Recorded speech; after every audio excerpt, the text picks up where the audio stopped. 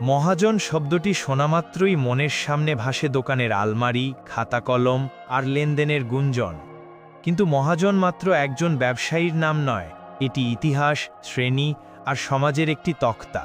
প্রাচীনকালে মহাজন শব্দটার অর্থ মহৎ জন অথবা বড় জমিদার বা রাজ্য, আর মহাজন পদ তো ছিলই পুরাতন ভারতের ষোড়শ রাজ্যগুলোর সঙ্গে জড়িত নাম।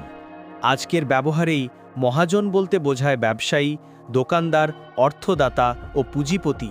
বিশেষ করে উত্তর ও পশ্চিম ভারতের বিভিন্ন অঞ্চলেই এই উপাধি দেখা যায়। তাদের বংশ, পেশা ও সামাজিক পরিচয় ভিন্ন। মহাজনরা ব্রাহ্মণ, বণিক বা ক্ষত্রিয় উভয় রকম হতে দেখা যায়।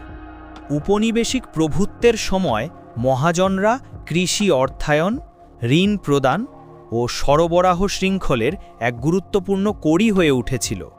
তারা স্থানীয় অর্থনীতির আর্থিক মাধ্যম হিসেবে কাজ করতেন।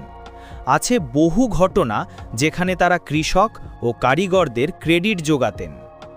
সময়ের সঙ্গে বহু মহাজন পরিবার ব্যবসা থেকে শিক্ষা, রাজনীতি ও প্রশাসনে ঢোকে।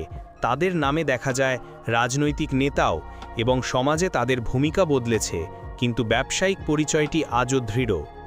মহাজন এটি কেবল অতীতের এক শব্দ নয়, এটি পরিবর্তনশীল সামাজিক পরিচয়, অর্থনৈতিক নেটওয়ার্ক এবং সময়ের সঙ্গে খাপ খাইয়ে নেওয়ার গল্প।